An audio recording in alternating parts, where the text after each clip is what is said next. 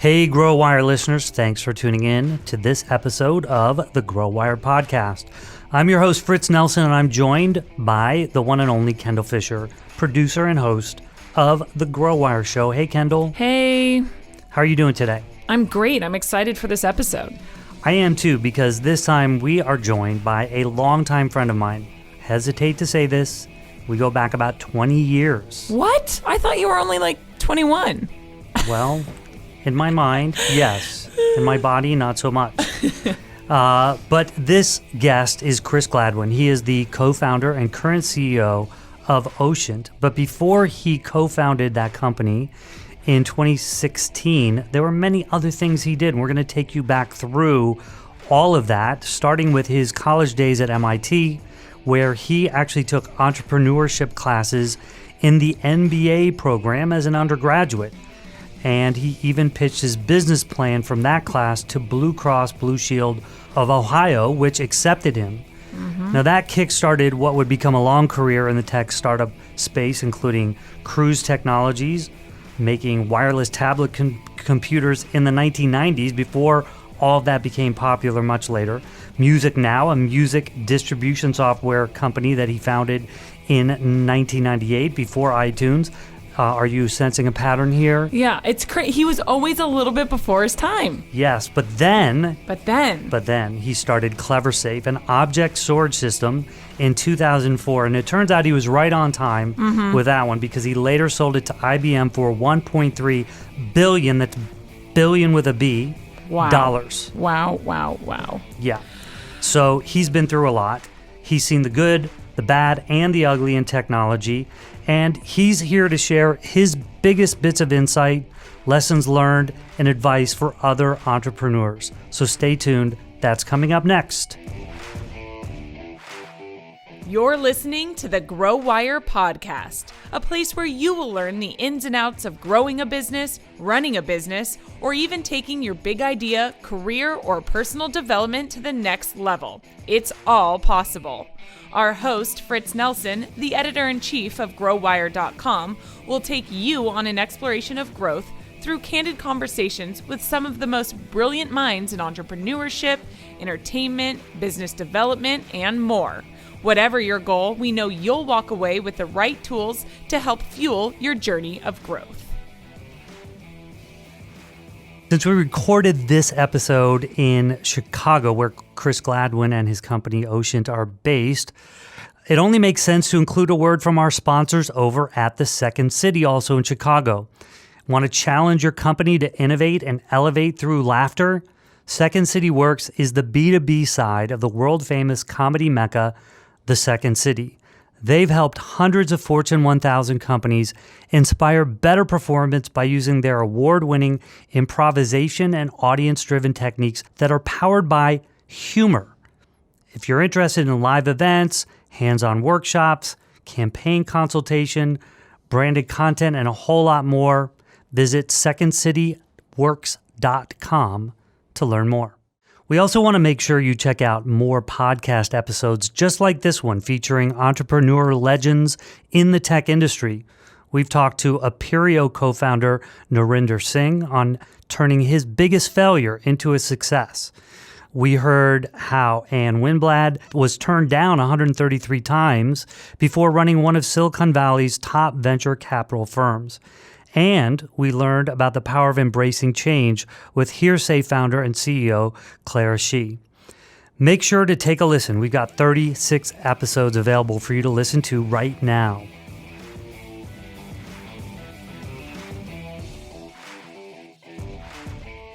So Chris, the last time I was here, we shared some of the best sushi I think I've ever had. Yeah. Should we keep that place a secret? No, we can talk about it. It's Juno, is the sushi place in Chicago. And I think sushi, because you and I think, ate sushi when we met many, many years ago, before sushi changed. And I think the big change in sushi was air transport of fish around the world. And so everyone says, I want to go to a place where the sushi is really fresh and it's right there by the water. It's like, that's not where the sushi comes from. The sushi comes from the airport. in Chicago, it comes from O'Hare. Ask, where did everything come from? And if you added up all the frequent flyer miles of the menu, you'd have like free tickets, because that's what's changed sushi. So now it's everywhere, including here in Chicago. Yeah. See, I mean, I was the same way. I was like a little distrustful, like sushi in Chicago. Right. I live in California. Right. But we now have the busiest airport in the world again. So that's the infrastructure on which good or great sushi can be built. All right. Well, come to Chicago and come to Juneau, because I'm telling you, I can still remember some of the flavors. I want to start at the end briefly, and then we're going to come back to that. You're the CEO of Ocient, Yep. founder. That's what, your fifth startup? Co-founder. Co-founder. And in terms of big startups, because I've had various stages of smaller things, but like big startups, where you raise a lot of money, hire a lot of people, try to do something big. It's the fourth one. So Ocient is in, if I can broadly describe, in the business of big data, but so are a lot of people. What is Ocient in the business of? So we're building the biggest, fastest database by far. And what I mean is the actual database management system, going back to, the classic terminology of DBMS. So the actual database that you put the data in and analyze it. So that's what we're building. And there's an opportunity currently, because there are ways in which you can store large amounts of data to analyze, extremely large amounts, but they're extremely slow. If you want to do something complicated, it can literally take hours to weeks, which is not acceptable for all kinds of reasons. And then there's ways to analyze data really fast, but there's no way to analyze data that's extremely big and do it really fast. All right, so let's back up for a second and discover how you got here. Yeah. Where'd you grow up? Was it Ohio? I grew up in Ohio. Okay. Yeah, and before I went to college in Massachusetts, I had never been outside of Ohio for more than 2 weeks straight. So I definitely grew up in School Ohio. trips, things like that. Yeah, vacations, whatever. Yeah. I think I'd never really not been in Ohio till literally the day I showed up. I came up. I'll never forget. I never really did a lot of college visits. I got into MIT, so I went. It's just that simple. Like, people ask me, why'd you go? Because I got in. And I remember, I was on the soccer team, so I got there early in the summer, a few weeks early. And then, like at the end of the summer, and I remember coming up from the subway at Kendall Square, literally with my typewriter, because that was like the last year people used typewriters, at least at MIT, and a duffel bag full of clothes. I'm like literally everything on my back. And I experienced absolute culture shock. I mean, I saw a homeless person. I had never seen that. And just this kind of the whole urban existence of Kendall Square, which today is some of the most valuable real estate in the world. And at that time was some of the just absolute scariest, real estate in the world. But yeah, that was the day that I left Ohio for more than 2 weeks. And what was your childhood like? I mean, did you know you always wanted to be a business mogul? I mean, what was your childhood like? I always thought that I would. I think without really articulating, I always thought I would do entrepreneurial things. I always wanted to have a business. I'll tell you, there was one really stupid movie that kind of resonated with what I wanted to do, and it's called Hellfighters, and it's really dumb, but it's a movie with John Wayne. And it's this family business where what they do is they put out oil rig fires. So some big oil rig in East Texas catches on fire, and it's this this fountain of huge flames, and they drive out there and they put it out, and of course there's all kinds of drama. And the things I liked about that is like they were the people that really knew how to do this better than anyone in the world. And they were the experts you'd call when you had a big problem, and they'd come out. And that aspect of it really resonated with me. I really wanted, to do that, to be kind of part of a team of people that were the best in the world at doing something and really solved the hard problems and did great work. And so that really resonated. And I wasn't thinking, that means I need to be an entrepreneur or anything like that, but I got that far. Did your parents encourage this in any particular way, or?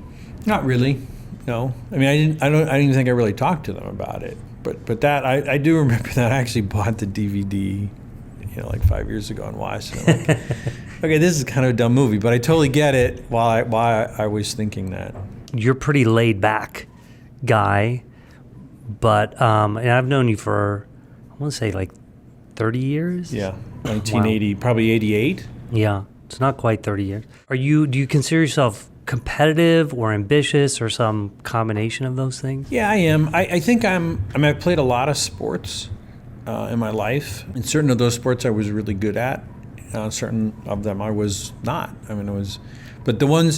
But generally speaking, when I was good at a sport, I was absolutely there to win, and would literally go through high levels of pain if that's what it took to. I think you uninvited me to your volleyball league team one time. Oh yeah, because I couldn't really pick up the the art of all the little nuances. Yeah, I got pretty good at volleyball at one point, and actually after I left, when we lived in Washington D.C. area, when I moved to Chicago, I actually got really into volleyball. I mean, I've won money. Whoa! In tournaments. Wow. Yeah. I went through a volleyball phase. Let's Gotcha. just put it that way, and then I haven't played in a while though. So you went to MIT, and you've already said the reason why is because they accepted you. But like, why did you apply there? I mean, there had to have been a. Yeah, that's a funny story. I mean, in that. It was my senior year. Even though I had been very serious and committed about getting good grades, and I had great grades, and I worked really, really hard at school, I didn't really fully understand the relationships and the importance of getting into a good college and what that meant and working at that. And so I really hadn't done anything, and it's already my senior year. And application deadlines had passed for some schools like Purdue. I thought about going there, but the deadline had already passed. And so then this friend of mine, Britt Walker, who I'd grown up with in a lot of ways, he's like, where are you going to school? Where are you applying? I'm like, I got to do that. So we go to the he's like, well, here's what you do. And so we went to the library, and the library had a book with like ratings of all the colleges. And so, he was saying, well, what do you want to study? I'm like, I think engineering, but I'm not sure which kind of engineering. So I'm looking through all the engineering rankings, and there's this one school that's like every single ranking of like the, 15, 20 kinds of engineering, it's right there, top 5, top 1, just the most consistently great engineering school, and that was MIT. And I thought, well, yeah, that would be great. I want to go there. So, but it was kind of sad in a way that like, here's this friend of mine at the kind of last minute that's like helping me figure this out. So then I went to an MIT event in Columbus where they, had like a reception for people that wanted to apply. And I talked to one of the guys there, and he's like, okay, what are your grades? What are your scores? And all right, well, you should get in. And I'm like, cool. So then I applied there. I didn't really apply anywhere else. And I got in. I got the thing on my birthday. I remember I rode my bike home from high school a few months later on my birthday, which is in March. We had a mailbox on the side of the house, kind of on the other side of these cement steps you'd step up to get in the front door. And I remember I'm like on my bike, still on my bike, like reaching over to the mailbox, and I pull it out, and I got the envelope, and it's you're in. And it was my birthday. It was great. Yeah, it was great. That is a good birthday present. So what were some of the things that you remember learning there? I don't mean like necessarily in the classroom per se, but like were there professors, were there moments where, kind of changed your life, your trajectory? Yeah.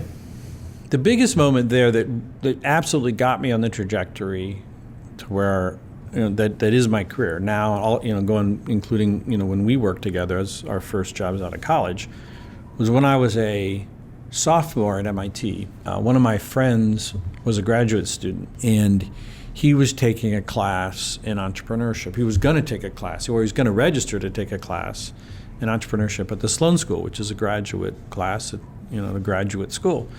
And he's like, hey, you should do this. I'm like, yeah, but I'm an undergraduate. That's the MBA program. And he's like, well, just see if you can register. So back then we had registration day, and it was like a big auditorium. And even though MIT had, of course, this super high-end computer for then that would do the algorithm to figure out who would get which class they asked for. It was still a paper-based system in terms you'd like fill out a request and you go to the table in the reg day of that department, give them that piece of paper and they put it in, then they'll get fed in the computer. So I go over to this loan school and I fill it out and I'm like, I want to take your entrepreneurship class. And they're like, okay. And so I got in. So I go and I'm a sophomore. And, I get to this class and it's all graduate students and some of whom are like adults, like my parents' age kind of adults, a lot of them. And so then in the class, we had to write a business plan. That was the main thing. And so there was this thing that had just come out and I thought, okay, this is going to be big. And I want to start a business that's going to help big companies use this thing. And this thing was the personal computer, the IBM personal computer. It had just been launched. So I wrote a business plan to provide consulting services for large, companies, small, medium, large companies to use them, which means install them and support them and write software and, write printer macros and figure out how to use spreadsheets and all the stuff that enabled. So I wrote this business plan. I'm a sophomore. And then while I was there, the TA or I think the TA of that class said, well, you need to go approach some of these companies and offer to do this and get some customers. So then Blue Cross Blue Shield of Ohio, which was a pretty big company in Columbus, Ohio, which is where I was from, put out an RFP for, seeking these services. So I put in a bid, to provide, installation and support and configuration and programming and all this stuff. And I won. And they're like, well, when can you start? I'm like, okay, let's see. Finals are this week. So I'm like, all right, the Monday after that. And they're like, cool. So then finish my finals. And it's like Thursday. I go back to Columbus. I've never touched an IBM personal computer. Because back then they cost this is 1983, 84. They cost $5,000, $6,000. That's no way. I mean, that's huge money, certainly for me. So then I called this friend of mine. I'm like, all right, he had a personal IBM PC, and I'm like, okay, it's Friday. You need to teach me everything about this by Monday, because I'm gonna go in. I've won this contract, and I'm supposed to do this. And so we would take it apart, you could take the chips out of the sockets and reset the jumpers, and I'd put it all back together, and take it apart and put it all back together. And because it was so new, no one knew. So I didn't have to outrun the bear I didn't have to show that I was super smart. I just had to be smarter than everyone else. So I had to outrun, those guys. So I just had to learn faster. And so I was able to do it and, eventually did really become an expert on the IBM personal computer. Yeah, I remember when we were at Martin Marietta. It's Locheed Martin now, but that was prior to the merger. You and I would be taking computers apart, and our boss at the time, Alan Susi, he was freaking out. Why are you opening the computer? Why are you taking the graph? This is scaring me. And he would just walk away. Well, this is what you're supposed to do. Which American company started with a guy in a garage, was featured on Shark Tank, and now has over 1 million customers? Hint, they're reducing crime in neighborhoods everywhere. Here's Ring Video Doorbell founder Jamie Siminoff with his secret to success. It's true. In just a few years, we've had huge growth. We've hired hundreds of people, expanded our warehouse, and we're shipping millions of units a year, all while making sure our customers are happy. I've had lots of things to worry about, but I never worry about our finance and accounting because we use NetSuite from Oracle. From the beginning, NetSuite let me see what's going on with my business in real time, from revenues to expenses, customers and orders, even HR. I run my business from a dashboard right on my phone. NetSuite has been my business management system from 10 to a team of over 1,000, and NetSuite will be my choice as we continue to innovate and grow. Go to netsuite.com/ring to see how Jamie scaled his business. You'll also get our free guide titled Overcoming Your 5 Obstacles to Growth. That's netsuite.com/ring for your free guide and the story of a great American company. netsuite.com/ring. So one lesson I've learned so far from MIT to Sloan to Blue Cross Blue Shield of Ohio, just apply. Yeah. Yeah. Just fill out the forms. Go for it, right? Sometimes you'll get in, not always. Yeah. Well, in your case, it seems like always, but... there's times I can describe where I didn't, but sure. Yeah. And I got in enough. So then what led you to Martin Marietta? Yeah, so I did that business one summer, and then another summer, and I was stupid. I should have just like really focused on that business, but I didn't understand that, to be honest. Another summer I had an internship that I got through MIT at Martin Marietta. And I worked for this guy, Ken Hoffman, who was like the number 4 person at this big, huge corporation at Bethesda, which is where their headquarters were. And by the way, still is. Is that right? Oh, wow. Because they were an investor in, even after the merger of Locheed Martin, they're still in the exact same building. And they were an investor in a company before this one, like, I don't know, 5 years ago. So I went to the headquarters, the same place, and it had not changed. It was the weirdest thing ever. But anyways, I got an internship there for this super senior guy. And the problem was he was never there. I mean, he would travel constantly. He had no time for me. So really what I did is I spent the whole summer reading cover to cover, Wall Street Journal, Scientific American, New York Times, just reading magazines and newspapers. But then when I graduated, I went back to them and said, I'm interested in working there. And because I'd worked for this super senior executive, he just called our boss, Alan, who you mentioned, and said, you should hire this guy. And Alan subsequently said, like, he didn't really want to hire me because he had nothing. He didn't really know what I could. He didn't really have a job or anything, and he just figured something out, So that's how it started. What did you learn there? What did you accomplish? I mean, other than meeting me, what did you accomplish? Well, yes, that's true. What we really did, which has been super valuable, I think you were able to leverage that into kind of representing the voice of the customer in terms of media. And that's really what we learned was we were a professional customer of information technology products. So we would evaluate spreadsheets or printers and decide, like, this is the one we're going to use and here's why. But by going through that process, we really understood, why do big companies use information technology products? What are the considerations that are important to them? What are the issues they deal with? And that, for me, was infinitely valuable knowledge, because then I switched to the other side, which is making and selling, these kinds of products to that kind of audience. And I had walked in those shoes for 5 years, so that really gave me an advantage. So that's really what I learned. Yeah, and we were part of a group called Computing Standards, and we evaluated, we had a lab, we tested products, and we came up with a standard set of computing products for the entire company of Martin Marietta. Yeah. Thousands and thousands of people. We worked with the astronautics groups, the parts that dealt with NASA, the parts that dealt with the military. We were basically, they were our customers, and we were helping choose those parts. A lot of times with their input, and we had a whole methodology to doing it that I think you helped design. And it was pretty heady times. I mean, we got lots of fun gear before the rest of the world saw it. But one of the things that I remember too, and maybe I'm taking a little more license with this than I should, but you guys came up with the idea to build Ethernet, the network, into the actual computer. We think about that now, like, well, what do you mean you came up with that idea? I mean, that's always been that way, right? No, you got a computer and you had to go through all kinds of weird connectivity to get it onto the network, if you even knew what a network was. Now, I mean, most computers don't even have those hardwired Ethernet connections. It's a Wi-Fi transceiver chip.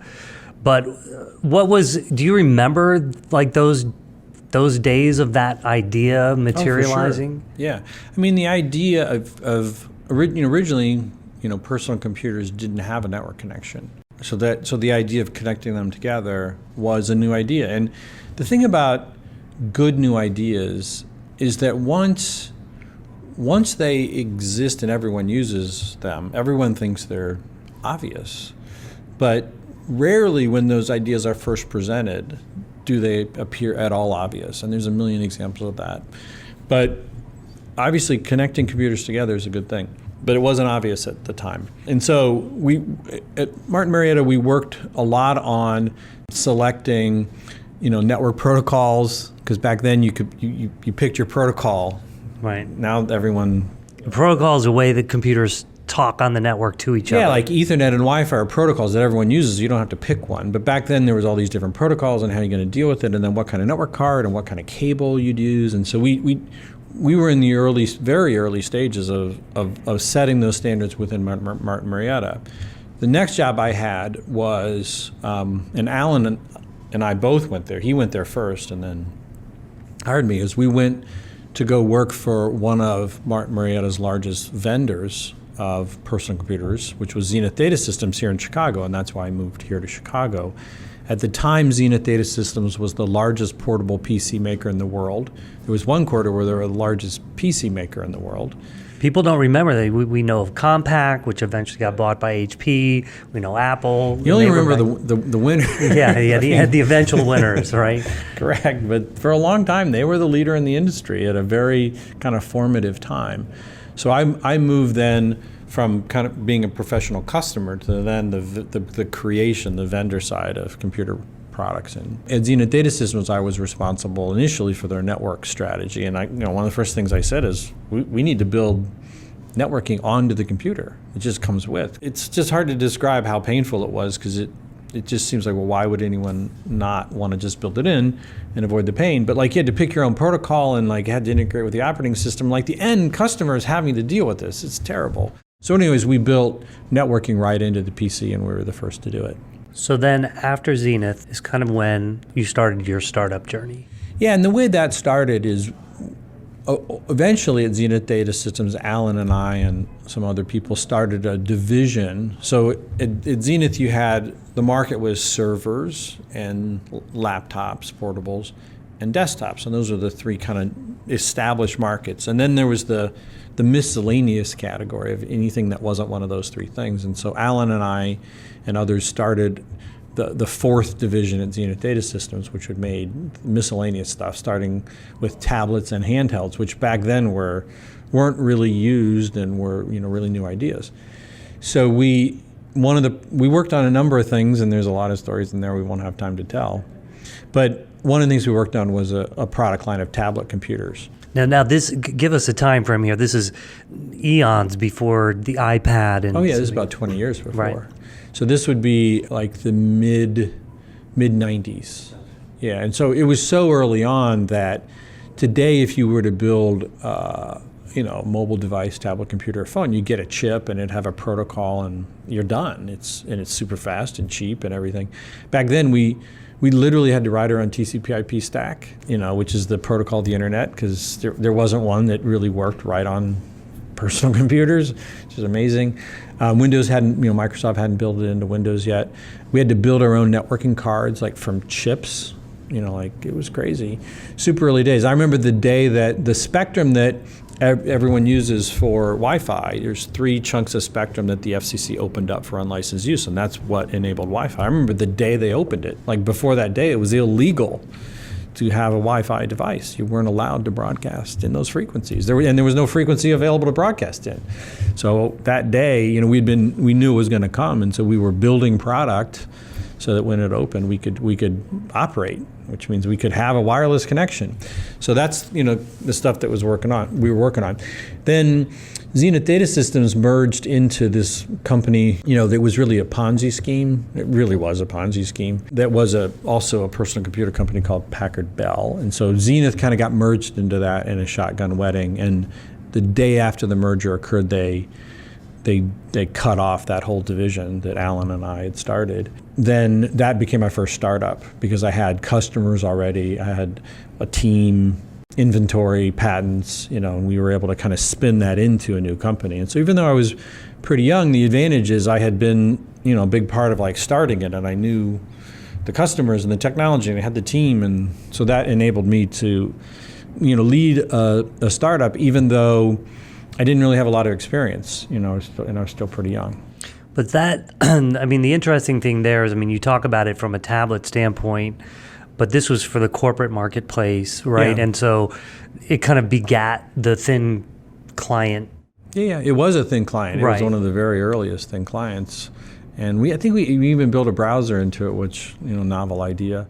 Yeah, back then, because the technology was so nascent, the products themselves were quite expensive. Like a tablet was $5,000 back then. And that just wasn't consumer. I mean, you couldn't do that. So the applications back then were large fleets. So vehicle repair and maintenance, warehousing, distribution, healthcare. Places where you would need something more portable, something lighter weight. And where the economic value is so great, you can make things so much more efficient than they were, that $5,000 a device, sure. I mean, you could easily see a payback.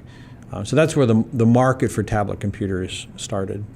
Now, in this case, this was something you had built out a lot at Zenith. Right. So from a startup and fundraising standpoint, what else did you have to do once it was your own to go do what you... We had to independently finance it. We had to go get investors, venture capital firms, other investors to finance the company and set up a separate organization and, get office space and HR and accounting. And Was that your first time down the venture capital road? Yeah, absolutely. And what did you learn in that process? Tons of stuff. I think the lesson there, at one level, the lesson would be the number one reason that new ventures fail, particularly in the technology world, is not that the fundamental value proposition is wrong. Almost always people are right about that people would want this value that you're trying to create. Even all the supposed bad ideas of the .com bust, they're all real now.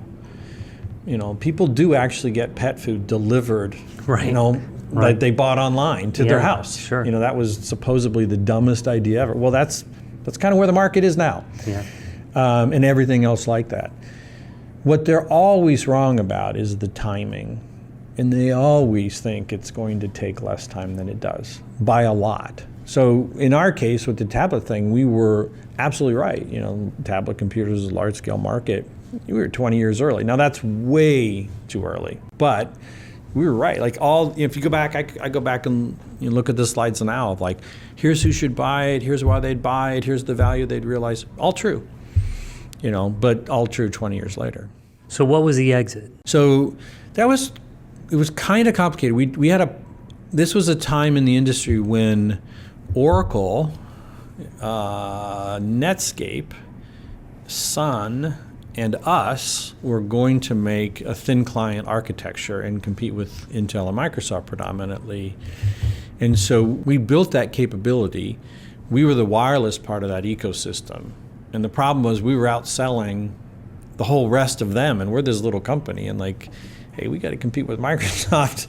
We need your help. And they all got out of it. And then we just couldn't do it on our own. It was too expensive. And so the exit was we hadn't spent all the money that we'd raised. We'd spent about half of it, and we decided to stop because there's just no way we could get there on our own. So we actually returned much of the money to the venture capitalists. That's not normal. Sold parts of the technology off to NEC and Motorola. Didn't make money, but just stopped.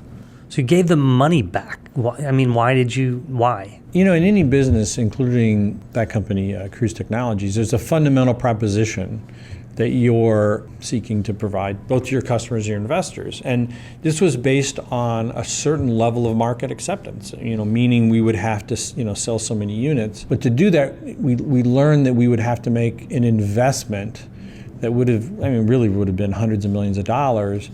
The technology wasn't really ready for the capabilities that would enable that level of sales. We just couldn't deliver on it. Yeah, we were selling some, but there was no way we were going to be able to grow the business fast enough to make the investment worth it. And there was just no way that the level of investment we had already received was enough. It was maybe a tenth of what we would need. So there really wasn't a path. So we just stopped. What did the investors say when you gave them? Were you tempted to at least throw a party or something? No. I think it's a business decision. I think they respected the fact that we were able to make that analysis, and it's a tough analysis, say we should shut this off. And I think where that translated then I started a next venture, MusicNow, and I went back to the venture capital community and said, I got another idea. And even though I had just come out of a business where I returned, half of what, we had invested. That's not a net win. So even though I was coming off a loss, the venture community is like, all right, we can back this guy for the next one. He does the right thing.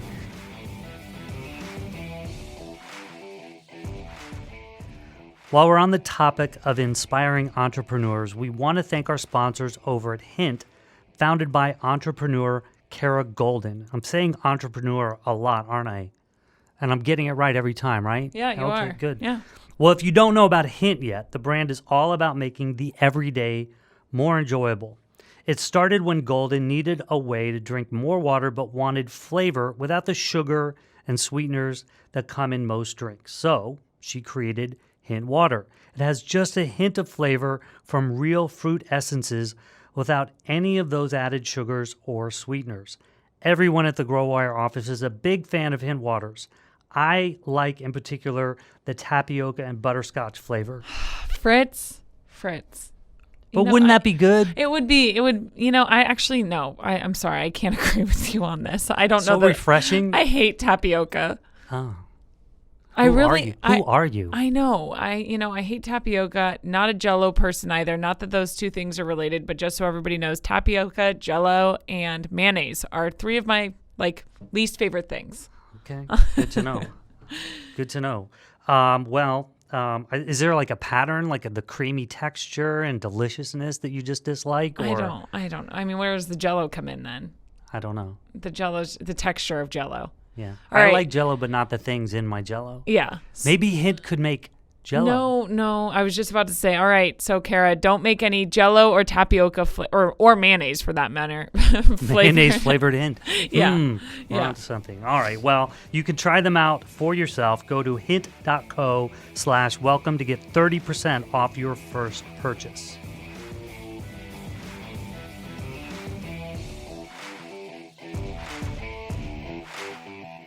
So I remember when you started MusicNow, I don't remember where we were, but you had described it to me. And this was, again, we're dating ourselves here, back in the days of Napster and LimeWire. This is before Napster when we started. This was before? Yeah. Well, maybe when you and I talked, Napster had already come out. Napster happened during MusicNow. Right. And so I'm like, well... And by the way, anybody who's listening that doesn't even remember those days, Napster was free. I could basically get any song ever. For free. Any song I wanted, many versions of it. But sometimes those songs lived on somebody's computer. It's weird recordings of it, but it was still, I could get it for free. And I'm like, Chris, I can get music for free. And your answer was, I'll never forget it, this is better than free. And I'm like, wait, you're going to make me pay money to get the music I can get for free. But you described it as imagine a world, how many songs on Napster do you download? This is before the legal actions against doing that came down. So it was sort of the Wild West of music. And you said, how many times you get your music and it's not a complete or a very high quality copy. Right. And at that time there was a lot of talk about getting viruses when you downloaded the music. Right. And you're like, our goal is to assure you that the music you're getting is the best version of it, that there are no license issues, that there's no security issues. You're getting a pure the experience. metadata is organized, the cover art is right, all that stuff. Right. So that was a bold thing, though, back in those days. Were you worried? Yeah, of course. So when you go to high school and you learn about capitalism and the Constitution, and one of the things in there is the idea that in order to have capitalism, you have to have enforcement of property rights, and people take for granted that is an enabler because it always happens. However, we were in a market, one of those few markets where it didn't happen. So we were selling property, which is music, in a licensed legal way for which we collected money and paid artists and things like that. And we were competing with unlicensed, what the Supreme Court later ruled unanimously to be illegal, people getting that for free. And really the word would be stealing that you would use. And that's not, of course they called it sharing, but... I didn't feel like I was stealing at the time. Yeah. But later I did. Yeah, and I think the Supreme Court decision really did, okay, that's the definition of stealing. If they decide, and they're not unanimous about a lot of things, but they were unanimous about this, that's stealing. And just because it's a digital piece of property doesn't mean that it's not a piece of property. But prior to their decision, which unfortunately for us was, I think, 8 years later, you can't really wait around for 8 years for that. We did have a long period of time where we were competing with free, unlimited free use. And we also had restrictions in terms of how we could use it, not just the price, but we had to limit what people could do because our rights weren't, you can do whatever you want. Yeah. And I can tell you it's extraordinarily difficult to compete with free. Yeah, I'll bet. But so, I imagine what we learned many years later when Apple came out with iTunes, because Steve Jobs talked about the work that they had been doing for years to acquire all of the rights. Was that work you were also trying to do however many years earlier? Yeah, that was an extraordinarily frustrating thing. In that, so one of the things that's interesting about Apple was when they launched iTunes, the market cap of the company was down to $4 billion. Okay, and a little known fact, I won't tell you the exact number, but they were literally down to the amount of cash they had on hand as a multiple of the number of, how much it cost to run payroll at Apple was down to an extremely low number. They were on fumes. What year was this approximately? 2003, 2002, somewhere in there. So they were right there. They were at the wall.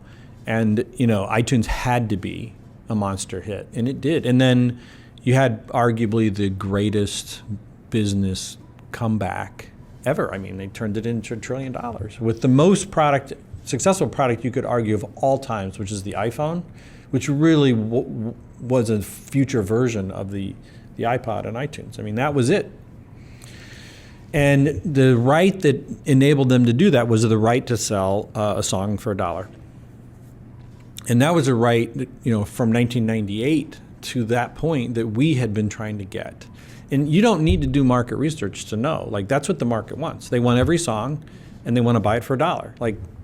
That's obvious. But we couldn't get that right.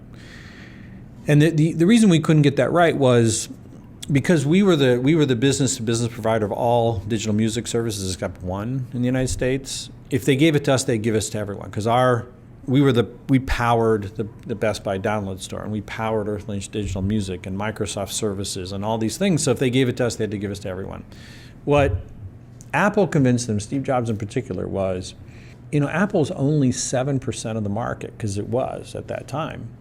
You can experiment with us. Give us the right to sell $1 a song as an experiment. You don't have to give it to everyone. Just let us see how it works. And they got it. And then they immediately put that capability on PCs and just told the labels, tough luck. Yeah. And they had the power at that point. Yeah, once they got rolling, they had a PC version of iTunes, and the rest is history. And we never could get that right. And look, it just isn't what we had is you can buy. We had to sell the whole CD. You couldn't buy a song; you had to buy all 12 songs for $15. That's not nearly as interesting. And we didn't sell very much as a result. We had other things we sold as well, but that was the core thing we couldn't get, and that's where the market was. So in this case, with Cruise technology, you were 20 years too soon. Right. I was going to make the suggestion that MusicNow was less than 20 years. Definitely, yeah.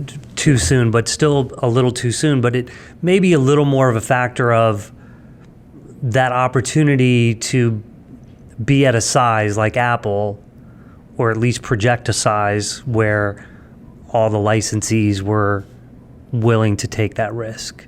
You didn't have that. Yeah, we were considered too big. Right. Because we addressed the whole market. Whereas Apple, you think of Apple today as omnipresent. They weren't. They were this niche dying company at that time. And they were able to convince them oh, look, it's just a little company. It's a little, just in the Mac world, it's a little market. You can experiment here. So what was the exit there? You sold to Circuit City? To Circuit City, yeah. And what year was that? 2004. 2004. Yeah. So now, Yeah. So then at MusicNow, we didn't make money when we sold to Circuit City. That was we had to get out because it had just been long enough that it was time. At MusicNow, we had built a system to store all music in the world, which was at the time one of the big, it was a very large storage system. And I thought the state of the art, because we bought the state of the art in data storage systems, was terrible, just awful. I mean, for so many reasons. And then that really is what led me to Cleversafe, which was I thought there was so much room to improve what could be done in terms of large data storage systems, and that's what we built at Cleversafe. okay, so I still don't understand how you go from Cruise to MusicNow, but now I understand how you go from MusicNow that was to pretty Cleversafe. direct.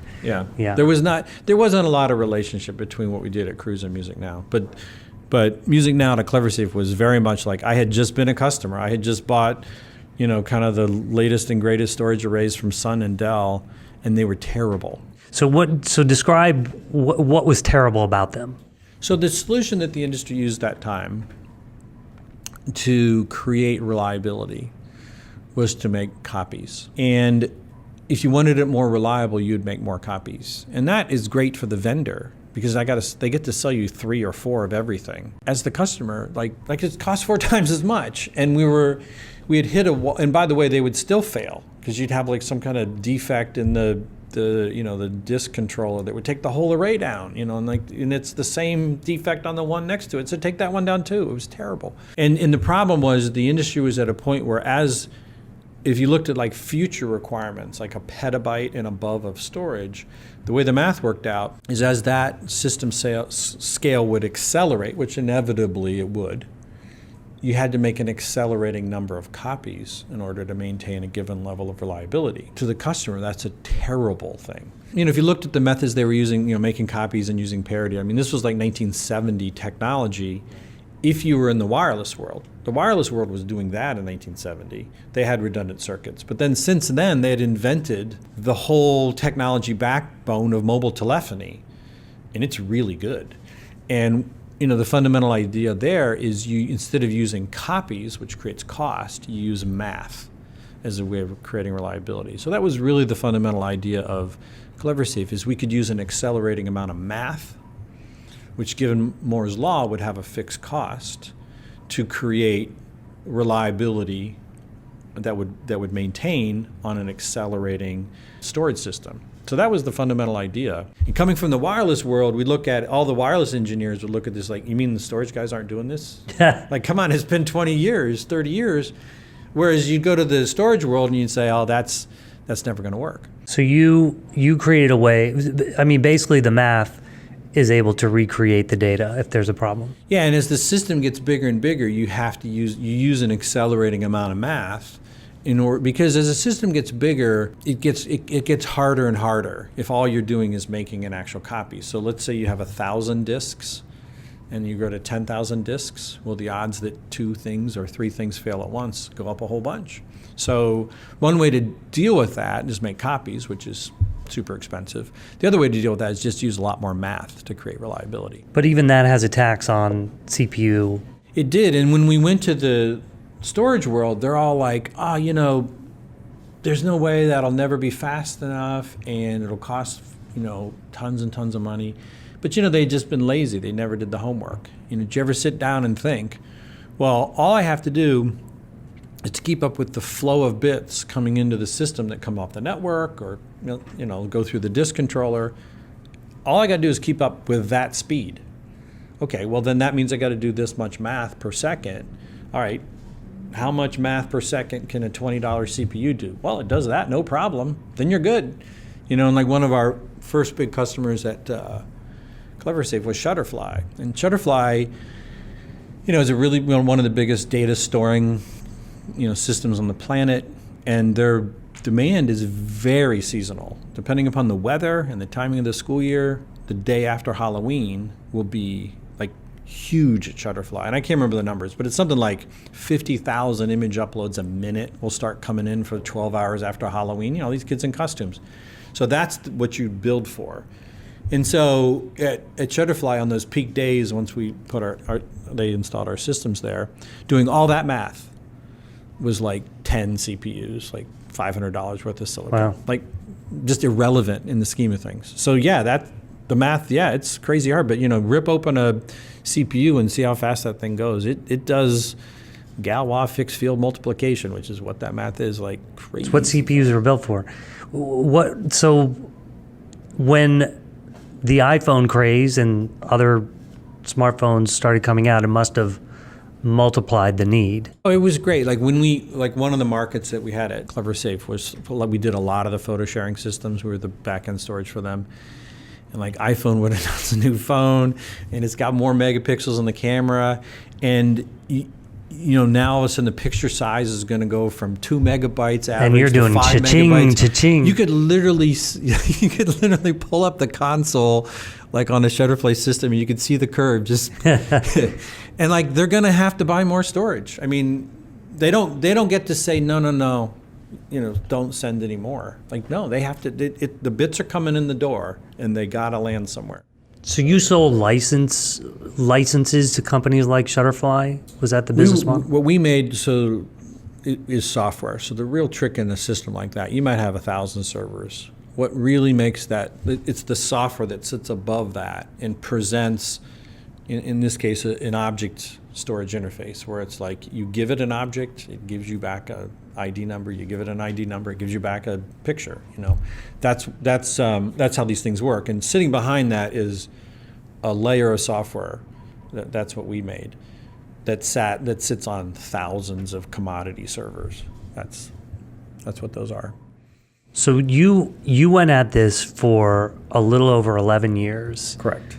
And so unlike MusicNow and Cruise, where you kind of hit a point where you're like, this ain't gonna work, you had some moments where it was like, okay, this is working. Okay, this is working more. You got rounds of funding. Like, what was that like? Well, some businesses have this characteristic, and Cleversafe definitely had it, which is the hardest customer you'll ever get is the first customer. Cleversafe had the characteristic that the bigger the system got using our technology, the better we got, the more efficient, the more reliable. Whereas everything else, the bigger it got, the worse it got. You got to make more copies, so it's actually getting more expensive per unit. So as you go out to the biggest storage systems in the world, our gap between what we could do and what alternatives could do got the biggest. So that meant our first customer needed to be one of the biggest in the world. The challenge is, it's like your first game is the Super Bowl. Like, it's really hard to make one of the biggest storage systems ever made. The demands are so extreme in terms of its scale and how you deal with, 10 pieces of hardware going to fail every day, and how do you manage that? Like, and on and on and on. So you have to have like 1,000 features, and they got to be perfect. It can never fail. So it was extraordinarily hard for us to get the first customer. Second customer got a little easier. Third customer got a little easier. And so it had this characteristic where if we got one, we should get them all. And so once we got one, we started working our way down the list, and then we just knew we got this. How many rounds of funding did you get? Well, that depends upon your definition of a round. Technically, in terms of letters, we did 4, A, B, C, and D. In terms of actual times that we did like a tranche or a bridge, that number would be closer to 20.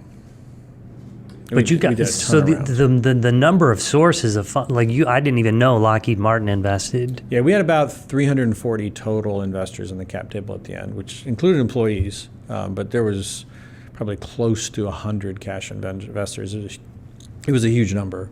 And InQtel was one of them? Yeah, InQtel was.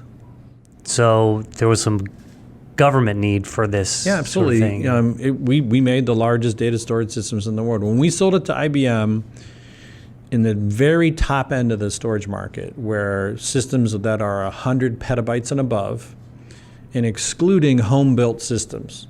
And YouTube is an example. That's home-built by Google. It's awesome storage. It's the only other storage system that we heard about, and we're like, okay, those guys got it right. Every other one, we're like, no, they skipped some steps. And by the way, YouTube is the largest data storage system in the world, was and still is. Setting aside home-built systems, which is a little different, it's a purpose-built thing. if it's something that a vendor sold as a product, up at 100 petabytes and above, when we sold to IBM, we had 100% market share. Like, we just owned the top of the market. No one else could do it. So that was kind of our domain. That was us. So you sold to IBM Cleversafe for $1.3 billion. Something like that, yeah. Yeah. And how did that come about? We were not for sale. We thought we'd have to grow the company bigger to get to those kind of numbers. And IBM approached us. They had made a strategic decision to get into cloud, and they wanted to become really the enterprise cloud company, so provide cloud IT services to enterprises. One of the elements they needed was a data storage system, to sell data storage as a service as a part of the enterprise cloud. And they looked around, and what I just told you, they found out, like, at 100 petabytes and above, there's only one answer, and they weren't going to buy YouTube. Was not for sale, but it was pretty clear. Like, if you want to play this game, it's a big game, and you better bring. They needed us. Okay, so the next transition, we're now back to Ocient. Yeah, and building this large scale kind of solution that you'd done that now for 11 years. Right. So am I right in saying that's where you started again? Yeah, it even went back before, though. Even before IBM came on the scene. Yeah, I noticed a little overlap in time. Yeah. You were already working on it. Yeah. So what happened was, going back to 2013, 2014, we sold to IBM in 2015, I think, yeah. But going back years before that, at Cleversafe, I spent 11 years of my life selling to the 200 largest data storing organizations on the planet. I mean, I kind of got to know all of them. And what happened was 4 of them, during the course of about 12 months, all said the exact same thing. And these are like 4 of the biggest. Like, they're all like top 20, top 5, like really big data producing and storing organizations. They all said the same thing.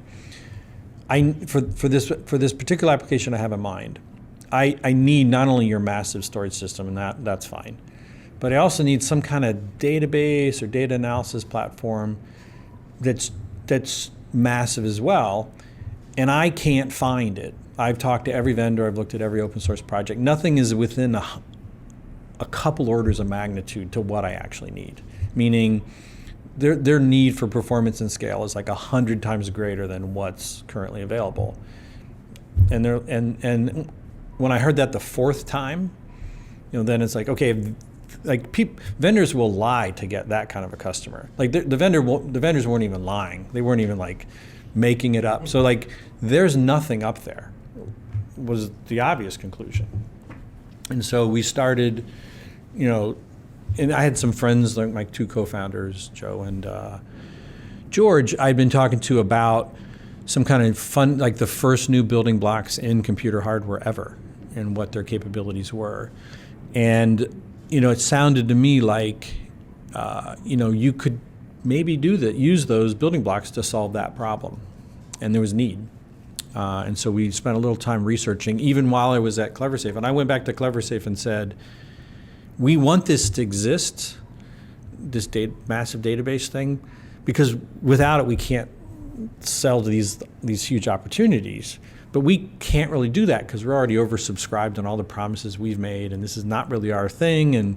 But I know these guys that I think could maybe research, and maybe we'll do a company. So I'd already started a second company that was looking at that when IBM showed up, and it was actually reasonably far along by the time IBM got there. So this is to analyze. I mean, I imagine there might be some 3-letter government acronym types of customers here that are looking at data that need to know right now what all this data is telling me in almost real time. Well, the demand to analyze massive amounts of data exists everywhere.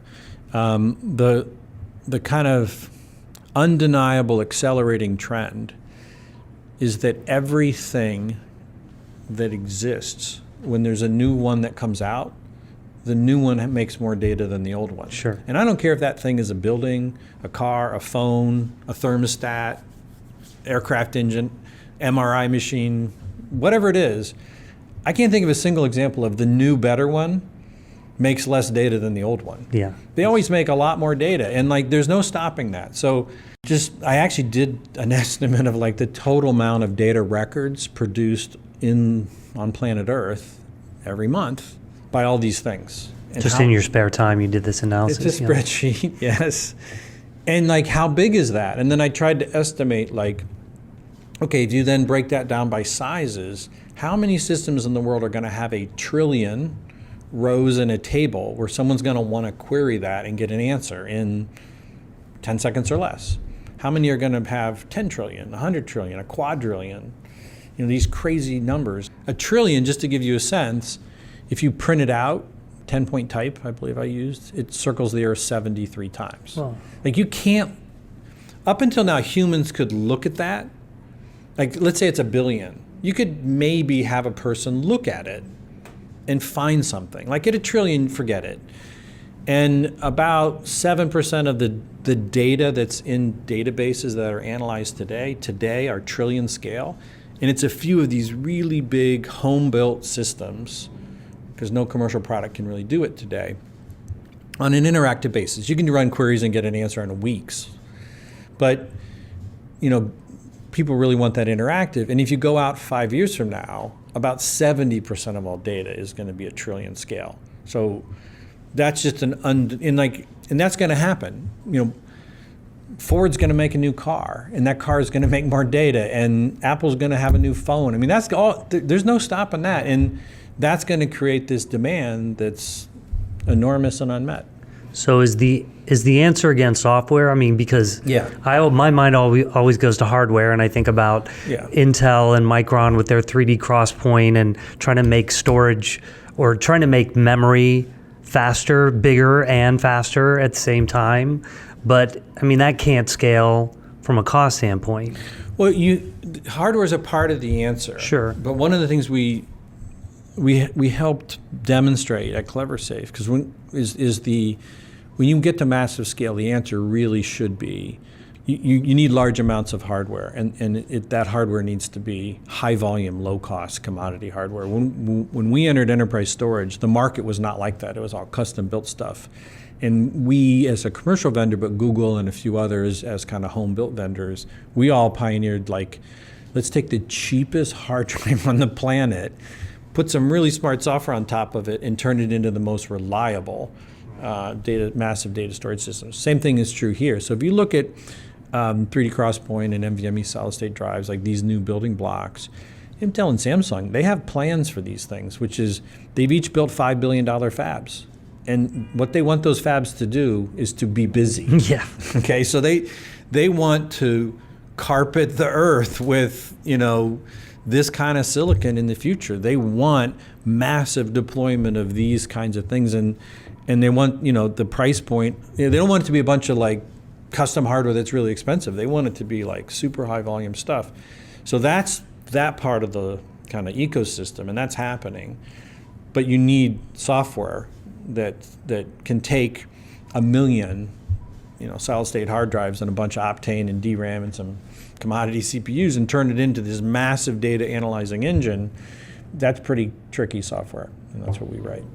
So you began this really as part of the Cleversafe, but I imagine now with Cleversafe and its success, is it a little easier to get funding? Yeah, well, let me first say it was never a part of Cleversafe. Okay. It was always a separate thing Understood. at the same time. At the same time, Cleversafe. right. But yeah, for sure, it's easier to get funding. I mean, it's night and day. I mean, it's an entirely different experience. Right. Plus, you kind of have customers who've been asking for this. So. Yeah, and I think people, for good reason, they look at individuals and teams that have done something before successfully, and they say, well, pretty good chance you can do it again. It really is different. I mean, everyone looks back on Cleversafe now and says, oh, big success. True, but let's go back into that C round. The number of times that I was turned down. The A and the B round are always easy, you know, for the kind of companies I do, because it's about potential. And I always pick things with like tons of potential. It's like, oh, this is exciting. And, you know, this cool new technology is going to rule the world, and easy. The D round is easy. Oh, you got a bunch of customers, you want a bunch more. no problem. It's that C round that's always a little tricky, which is always, we still have this awesome potential. We didn't quite get customers as fast as we wanted, but now we need a ton more money. That's the C round pitch, and that's a hard one. And it was really hard at Cleversafe. I mean, the number of people that said no to that, which turned out to be a 20x return on those dollars, was substantial, like 100 plus no's. Wow. For sure. Yeah. So looking back now on your earlier days, is there anything you know now that you think would have helped you back then? Well, what I know now, I mean, for sure. I mean, having built a Cleversafe and gone through all that and learned all those things, I know how to do it because I did it once. And I mean, it's just immensely useful. Like every aspect of the business, I think of it like a playbook. So like each time you come to something like, all right, so we want to build an enterprise sales engine. Okay, what are the 4 ways we could do that? And I tried that one here, I tried that one there. Let's try this one, and maybe we'll tune it in this other way. So like each time you have these patterns, and it's true in software development. It's like design patterns. Like how do you make a form? How do you make a drop-down box? The same thing's true in these kind of businesses. There's all these design patterns, and you're constantly trying to like use the right design pattern for that particular situation. And you've gotten funding from so many different sources as we talked about. I mean, everybody thinks VC first, but what are the downsides of that VC path? I mean, it's kind of a small portion of overall investment. The big thing about venture capital funding is designed for a certain type of business. Venture capital funding is designed for a high growth, high valuation, high risk kind of business. That's it. If you take a business that doesn't have those characteristics, that doesn't mean it's a bad business. It just doesn't have those characteristics, and fill it full of VC funding, that's a problem. Because you've got what the business really is. It could be a nice like cash flow generation business that just pumps out money quarter after quarter. That's not really what VCs do. They want high growth businesses. So they're going to try to grow something, and maybe it should just like stay where it is and make, pump out money for a long time. So if you were to, put VC financing in that kind of a business, it would be a bad fit. So you've never taken a company public? Correct. Just something you want to do one day? I don't know. I wouldn't say that I want to do it because I know enough about it to know that there's a lot of just difficult additional work that you have to do. I don't necessarily seek to do difficult additional work just for the sake of that. If it was the right, if it made sense for the business, yeah. I mean, I also recognize I haven't done it before, so I don't really know. There's people that do know how to do it better than me. In the B2B space, I mean, there's a lot of attention now on it because of Zoom and Slack and others that are they've had some pretty amazing valuations. Yeah. Is it any different now than it has been over the past 5 or 10 years? One thing that I think characterizes a lot of these trends in venture funding and valuations is that the overall size of the information technology market is continuing to grow. And it shows up in so many places. The amount of innovation that the world received and digested the last 10 years will be less than the next 10 years. That's going to happen. The number of unicorns or decacorns or whatever it is, the last 10 years is going to be less than the next 10 years. I haven't heard that decacorn. I like that. $10 billion thing. It's going to, I don't know if it's really accelerating anymore, but it's growing a lot. And, this is a big thing that's getting bigger. And so that's the big change. So whatever thing you want to pick, venture capital funding, venture capital exit, unicorns, whatever, there will be more than there were. Let's end by talking about Chicago. And actually, that last time I was here and we were having that delicious sushi, we were talking about the Chicago startup scene. That was a little over a year ago. Yep. What's happened since? I mean, that's another example. That's still kind of in the acceleration phase. So Chicago, round numbers, is about $1 trillion economy. Right now, technology, around 100 billion of it, around 10%, maybe 12%. And that's up substantially from where it was. So really, where Chicago is it's achieved a critical mass, meaning there's enough companies here that venture capital and people can kind of move around and have a career and do a bunch of different things, as opposed to just a one-off, that you used to have 20 years ago, certainly when we were doing MusicNow, where there might be one company in a category you could work for. So that's underway. One of the things that what we've accomplished is Chicago has established itself as a solid second-tier tech city. Great.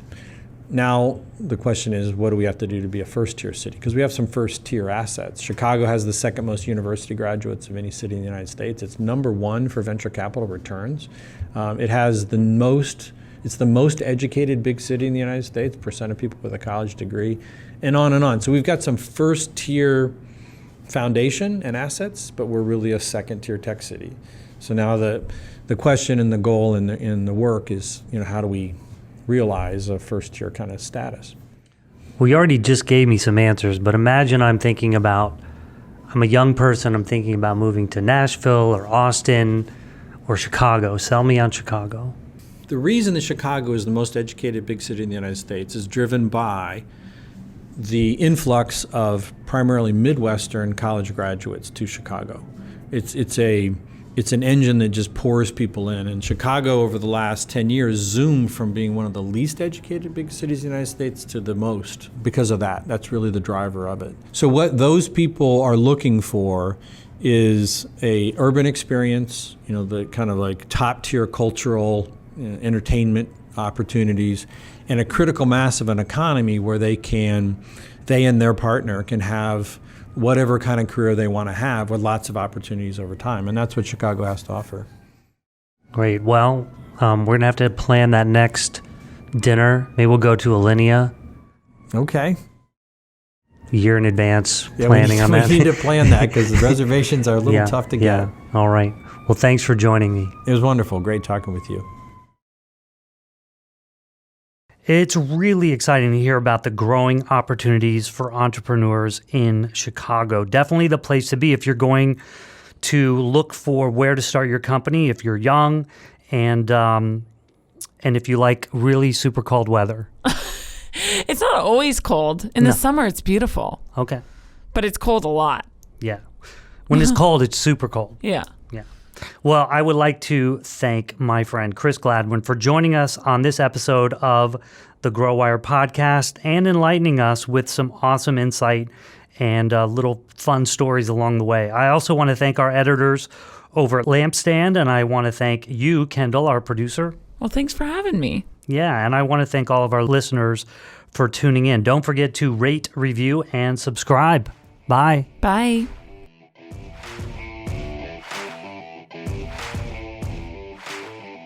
You just listened to the GrowWire podcast with host Fritz Nelson. Make sure to keep tuning in for more episodes full of tips, tools, stories, and strategies to help take your personal and professional growth to the next level. Until next time.